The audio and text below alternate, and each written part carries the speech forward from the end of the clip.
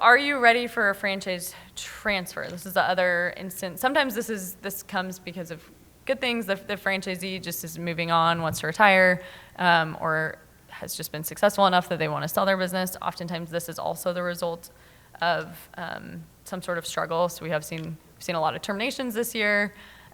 Because of COVID, we've also seen lots of transfers. Do you help your franchisees sell their businesses to other franchisees or new leads? Lots of franchisors do this, whether they do it formally or informally.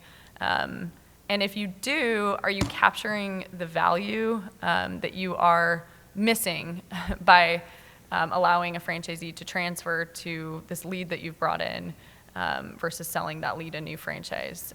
So if that is part of your common practice to help your franchisees sell their businesses to leads that you've found, you probably want to try to capture that value. And so we're seeing an increase.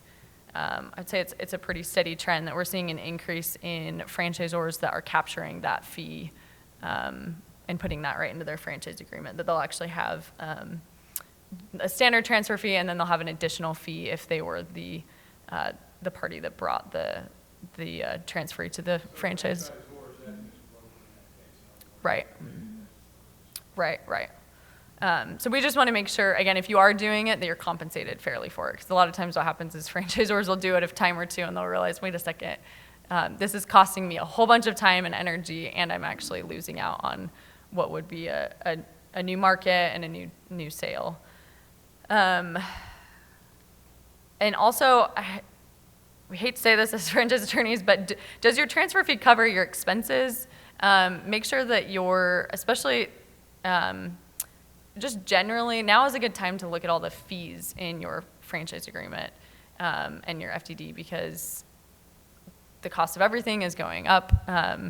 It's probably a good time to think about adjusting some of these fees. And we always want to make sure with the transfer fee, just like the initial franchise fee, that it's covering at a minimum the expenses of transferring the business. So any expenses you incur in training the new franchisee, and legal fees, if you're using a lawyer to facilitate with the transfer, should be accounted for.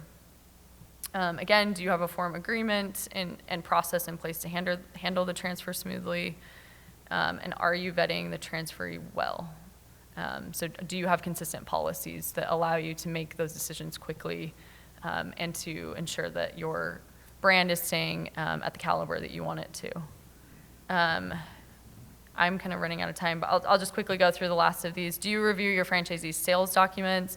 The big thing with this is make sure with transfers that you're thinking through who is going to assume the gift card liability, and do you want any working capital left in the business upon sale?